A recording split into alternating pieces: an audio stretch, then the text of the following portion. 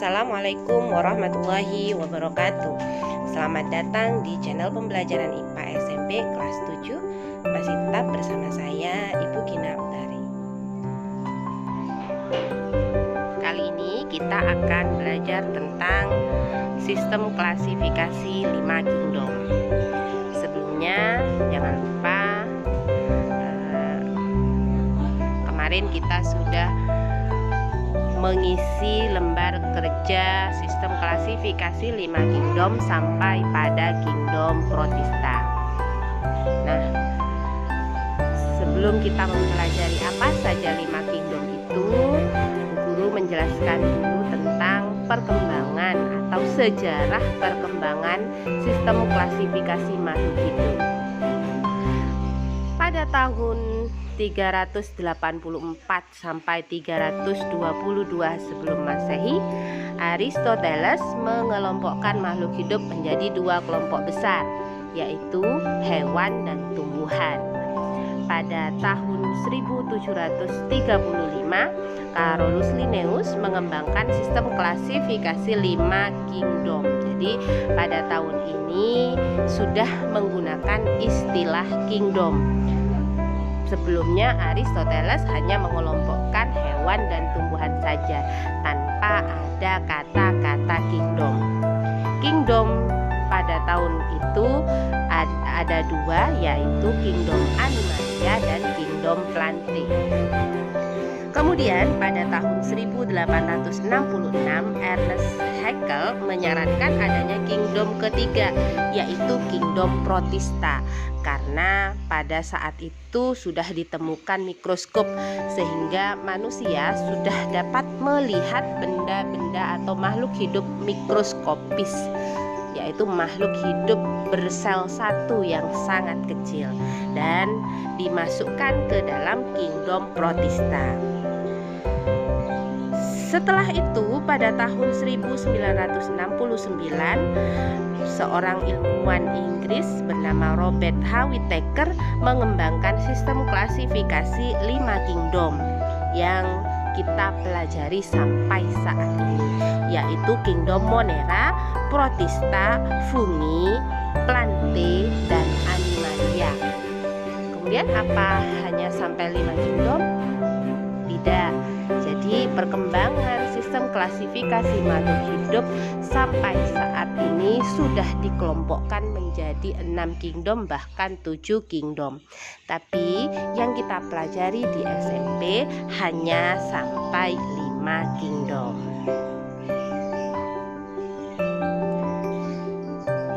Sistem klasifikasi 5 kingdom membagi makhluk hidup menjadi 5 kelompok besar. Yang pertama adalah Monera. Itu gambar Monera. Monera itu adalah makhluk hidup bersel satu atau disebut uniseluler. Uni artinya satu, seluler artinya sel. Jadi Monera ini adalah makhluk hidup yang tubuhnya hanya terdiri dari satu sel. Ciri yang kedua, Monera adalah makhluk hidup prokariotik. Artinya sel-sel Monera tidak memiliki membran inti, sehingga materi genetiknya tersebar ke seluruh sel. Jadi Monera ini tidak memiliki membran inti. Satu-satunya kelompok makhluk hidup yang tidak memiliki membran inti adalah Monera yang disebut prokariot. Berkembang biaknya dengan cara membelah diri, sehingga sangat simpel ya, membelah diri begitu saja, dari 1 menjadi 2, 2 menjadi 4, dan seterusnya. Kingdom berikutnya adalah Protista. Protista ini memiliki ciri-ciri bersel satu atau bersel banyak. Jadi ada beberapa anggota Protista yang uniseluler, tetapi ada juga beberapa yang multiseluler, artinya bersel banyak walaupun belum membentuk jaringan. Nanti kita akan mempelajari apa itu jaringan di bab berikutnya. Ciri selanjutnya adalah eukariotik, kebalikan dari prokariotik. Kalau prokariotik selnya tidak memiliki membran inti, sedangkan kalau eukariotik selnya sudah memiliki membran inti, sehingga intinya sudah terlihat, inti selnya sudah terlihat di dalam sel. Kingdom yang ketiga adalah fungi atau yang kita kenal dengan jamur. Jamur atau fungi ini banyak sekali anggotanya. Ciri-cirinya pun ada yang uniseluler, ada yang multiseluler. Yang uniseluler hanya terdiri dari satu sel, sedangkan multiseluler banyak sel. Ciri keduanya eukariotik, sama seperti protista.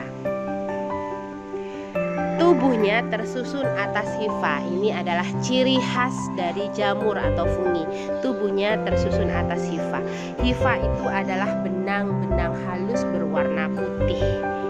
Dan dia berkembang biak dengan spora. Ini ciri khusus pada fungi. Tubuhnya tersusun atas hifa dan berkembang biak dengan spora. Kingdom keempat, plante atau tumbuhan. Plante ya, cirinya multiseluler. Jadi semua anggota tumbuhan adalah multiseluler, sudah tersusun atas banyak sel dan membentuk jaringan. Eukariotik tentunya ciri khasnya dia berklorofil, artinya memiliki zat warna hijau yang terkandung pada daunnya. Karena dia berklorofil, maka dia dapat berfotosintesis sehingga dia bersifat autotrof. Autotrof artinya dapat merubah zat anorganik menjadi zat organik, biasanya melalui proses fotosintesis. Artinya dia tidak memakan makhluk hidup lain, dia bisa menghasilkan makanannya sendiri. Ciri yang keempat, memiliki dinding sel berupa selulosa. Ini khusus pada tumbuhan. Semua tumbuhan memiliki dinding sel yang berupa selulosa. Terakhir, kingdom animalia atau kita kenal dengan hewan. Ciri-cirinya jelas multiseluler dan eukariotik. Ciri khasnya adalah heterotrof. Kalau tumbuhan autotrof, dia bisa memproduksi makanannya sendiri. Kalau hewan heterotrof, dia memakan makhluk hidup lain dan tidak memiliki dinding sel. Jadi selnya tidak ada dinding selnya, hanya terdiri dari membran sel saja, sehingga tidak kaku. Baik, kita bahas satu kingdom yang pertama yang paling sederhana, yaitu kingdom Monera. Kingdom Monera dikelompokkan menjadi dua kelompok, yaitu bakteri dan cyanobacteria. Bakteri sendiri ada yang menguntungkan, ada yang merugikan. Tidak semua bakteri jahat loh. Ada bakteri-bakteri yang menguntungkan. Misalnya bakteri yang bisa membantu manusia untuk membuat Yakult.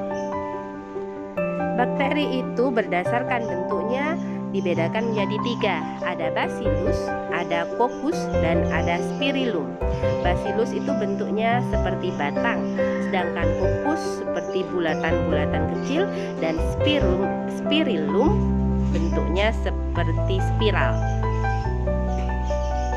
Cyanobacteria atau disebut juga alga hijau biru memiliki klorofil dan karoten.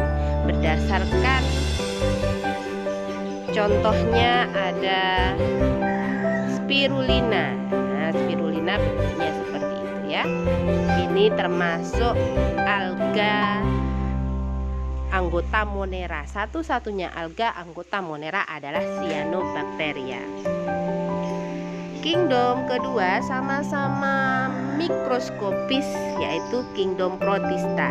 Dibedakan juga menjadi dua, yaitu protozoa, yaitu protista mirip hewan, dan alga, yaitu protista mirip tumbuhan.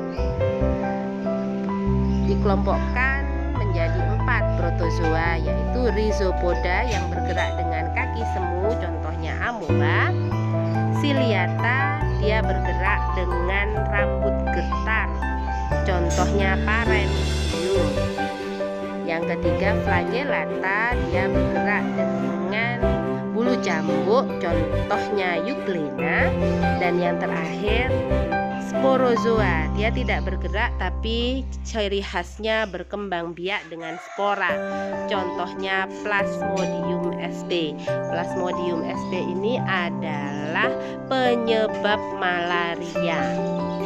Dia berarti merugikan ya. Alga atau protista mirip tumbuhan dikelompokkan menjadi 4 berdasarkan warnanya. Chlorophyce, yaitu alga hijau, contohnya Chlorella. Itu gambar dari Chlorella, merupakan bahan makanan modern. Yang kedua, Rhodophyce, yaitu alga merah, contohnya Gracilaria. Ini biasanya bahan dasar dari pembuatan agar-agar. Yang ketiga, Phaeophyce, yaitu alga pirang atau alga coklat, contohnya Laminaria sp. Ini juga merupakan rumput laut, biasa kita kenal dengan rumput laut. Chrysophyce yang terakhir, alga kersik, contohnya Sinura. Nah, itu pembagian dari protista. Kesimpulan pelajaran kita hari ini ada makhluk hidup diklasifikasikan menjadi 5 kingdom. Kalian harus hafal ya, yaitu Monera, protista, fungi atau jamur, plante atau tumbuhan, dan animalia atau hewan. Monera merupakan makhluk hidup berukuran sangat kecil atau disebut juga dengan mikroskopis karena hanya bisa dilihat menggunakan mikroskop.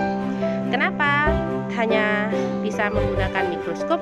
Karena tubuhnya hanya terdiri dari 1 sel atau uniseluler. Ciri khas kingdom Monera adalah prokariot, yaitu selnya belum memiliki membran inti. Anggota kingdom Monera ada 2, yaitu bakteri dan cyanobacteria. Protista merupakan makhluk hidup yang sudah memiliki membran inti pada selnya atau disebut eukariot. Protista dibedakan menjadi 2, yaitu protista mirip hewan atau protozoa dan protista mirip tumbuhan atau alga. Sekian pembelajaran kita hari ini. Terima kasih atas perhatiannya. Jangan lupa subscribe channelnya Bu Guru dan